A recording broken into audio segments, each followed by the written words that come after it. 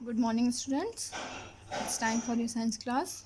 Today's topic is matter. This is your 10th lecture. आज हम लोग मैटर के बारे में पढ़ेंगे. What is matter? Everything we touch, push और hold in our hand is matter. कोई भी चीज़ जिसे हम लोग टच कर सकते हैं, पुश कर सकते हैं, पकड़ सकते हैं, वो सब क्या है? मैटर है. जैसे ये पेन, ये नोट, ये सब क्या है? मैटर है.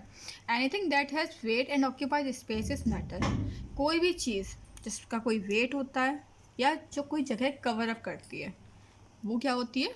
वो आपकी मैटर कहलाती है. ठीक है, वो चाहे कुछ भी हो, आपकी कोई चेयर हो, कोई टेबल हो, पेन हो, पेंसिल हो, कुछ भी हो, एक वो स्पेस ऑक्यूपाई कर रही है, उसका एक वेट है, तो वो चीज़ क्या है? आपकी मैटर होती है. ठीक है.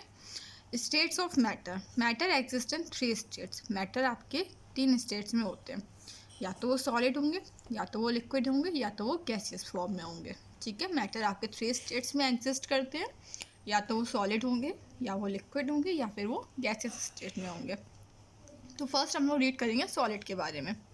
इन solid the molecules attract one another very strongly and are packed very closely.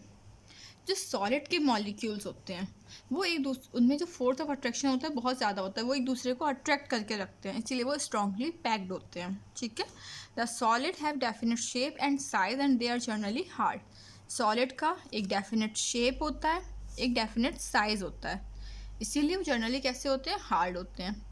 जैसे कि हम लोग एग्जांपल लेते हैं किसी ब्रिक का.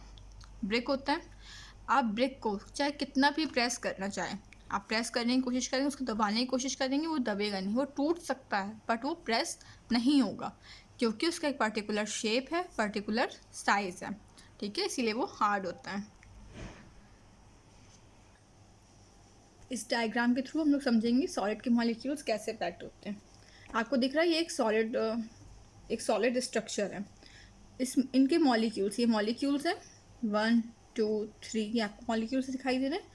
ये इतने टाइटली पैक्ड होते हैं कि इसमें बिल्कुल भी स्पेस नहीं होता है, और स्पेस नहीं होगा तो ये मूव नहीं कर सकते. ये जो मॉलिक्यूल्स हैं मूव नहीं कर सकते हैं. जब मूव नहीं करेंगे तो इनका एक पर्टिकुलर शेप रहेगा, जो शेप इनको दिया जा रहा है वही शेप रहेगा. ठीक है, क्योंकि इसके मॉलिक्यूल्स मूव नहीं कर पा रहे हैं. इसी वजह से सॉलिड के मॉलिक्यूल्स टाइटली पैक्ड होते हैं, इसी वजह से सॉलिड हार्ड होता है. ठीक है. Next is liquid. In liquid, the molecules do not attract each other so strongly. Liquids में मॉलिक्यूल्स अट्रैक्ट तो करते हैं दूसरे मॉलिक्यूल्स को, बट उतना स्ट्रांगली नहीं करते जैसे कि सॉलिड में करते थे. And therefore the molecules are not packed so closely. इसी वजह से जो इसके मॉलिक्यूल्स होते हैं वो बहुत ज़्यादा टाइटली पैक्ड नहीं होते हैं. Molecules in liquid can change their position easily. Molecules के जो लिक्विड के जो मॉलिक्यूल्स होते हैं वो अपनी पोजीशन आराम से चेंज कर सकते हैं. The liquid have fixed volume but not fixed shape. Liquid का वॉल्यूम तो फिक्स हो सकता है बट उसका कोई शेप फिक्स नहीं होता है. They take the shape of the container they are poured in. ठीक है, ये किसी भी कंटेनर का शेप ले लेते हैं जिसमें इनको पोर किया जाए. जैसे आपका डायग्राम दिया गया लिक्विड का है. अब यहाँ पर क्या आप देख सकते हैं, ये लिक्विड के मॉलिक्यूल्स हैं. ठीक है, इनके बीच में इतना स्पेस है कि ये अपनी पोजीशन चेंज कर सकते हैं. ये जो मॉलिक्यूल्स हैं टकरा करके अपनी पोजीशन चेंज कर सकते हैं. इसी वजह से लिक्विड का कोई भी फिक्स्ड शेप नहीं होता है. फिक्स्ड वॉल्यूम हो सकता है बट फिक्स्ड शेप नहीं हो सकता है. ठीक है, जैसे कि आपने वाटर लिया, आपने 1 लीटर वाटर लिया, 1 लीटर वाटर लिया आपने, उसको किसी भी आप कंटेनर में पोर करेंगे तो कंटेनर का शेप चाहे कैसा भी हो. ठीक है, कंटेनर का शेप ये होगा तो वाटर अपना शेप इस तरीके से ले लेगा. अगर कंटेनर का शेप आपका ये होगा तो वाटर का शेप उस अकॉर्डिंग चेंज हो जाएगा. तो लिक्विड में क्या होता है, लिक्विड का कोई फिक्स्ड शेप नहीं होता है. वो जिस भी कंटेनर में पोर किया जाता है वो उसी का शेप ले लेता है. Next is gases. In gases molecules are far away from one another and attract one another with a very weak force. जैसे हम लोगों ने देखा है सॉलिड के मॉलिक्यूल्स टाइटली पैक्ड होते हैं, लिक्विड के मॉलिक्यूल्स थोड़ा लूजली पैक्ड होते हैं, और गैसेस के मॉलिक्यूल्स बिल्कुल फ्रीली मूव करते हैं. ठीक है, उनमें फोर्स ऑफ अट्रैक्शन बहुत ही ज़्यादा कम होता है. The molecules in gases are free to move in all the directions. Gases के मॉलिक्यूल्स फ्रीली मूव करते हैं, किसी भी डायरेक्शन में जा सकते हैं. वो टकराते हैं, एक दूसरे से टकराएंगे, दूर दूर हो जाएंगे. ठीक है, अलग अलग डायरेक्शन चले जाएंगे. Therefore gases do not have definite shape and volume. इसी वजह से गैसेस का ना ही कोई डेफिनेट शेप होता है, ना ही कोई डेफिनेट वॉल्यूम होता है। They also can not be broken और बेंड। आप गैस को क्या तोड़ सकते हैं, आप गैस को तोड़ सकते हैं या बैंड कर सकते हैं? नहीं कर सकते, क्योंकि उसका कोई शेप ही नहीं है। तो शेप नहीं है तो आप उसको ना ही तोड़ सकते हैं, ना ही उसको बैंड कर सकते हैं। Air is actually a mixture of gases. जो हमारे आसपास एयर है ये भी क्या है, गैसेस का मिक्सचर। इसमें बहुत सारी गैसेस हैं, ठीक है। ऑक्सीजन होती है जो हमें पता है, नाइट्रोजन होती है, कार्बन डाइऑक्साइड होती है, कुछ अदर गैसेस, कुछ और भी गैसेस होती हैं, ठीक है।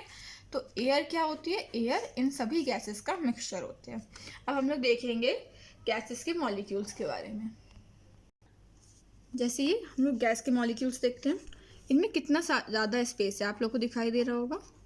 ये एक मॉलिक्यूल है, दूसरा है, तीसरा है, तो ये क्या है, इनमें बहुत ज़्यादा स्पेस है। ये जब भी एक दूसरे के कांटेक्ट में आते हैं, पास पास आते हैं, तो एक दूसरे से टकरा करके वापस से दूर चले जाते हैं, ठीक है। इसी वजह से इनका कोई पर्टिकुलर शेप नहीं होता है। ये जिस भी कंटेनर में फिल की जाएगी, गैस जिस भी कंटेनर में फिल की जाएगी, उस कंटेनर का जो वेट होता है वही गैस का वेट माना जाता है, ठीक है। गैस का अपना पर्टिकुलर कोई वेट नहीं होता है। इसको जिस कंटेनर में हम लोग फिल करेंगे उस कंटेनर का जो वेट होगा वही गैस का वेट माना जाता है, ठीक है। Now change of states. अब हम लोग states, solid, liquid and gases states are interchangeable. Solid, liquid और गैस ये इंटरचेंजेबल हैं, ये आपस में चेंज हो सकते हैं। सॉलिड लिक्विड में, लिक्विड गैस में, गैस लिक्विड में, लिक्विड सॉलिड में, इस तरीके से इंटरचेंजेबल होते हैं। We can change the states of matter by, किस प्रोसेस से हम लोग चेंज कर सकते हैं। फर्स्ट दिया गया आपका evaporation, second is condensation and third is freezing, ठीक है।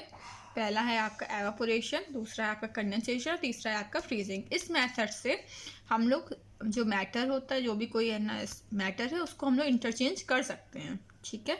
इसके बारे में हम लोग नेक्स्ट वीडियो में रीड करेंगे। Okay, thank you.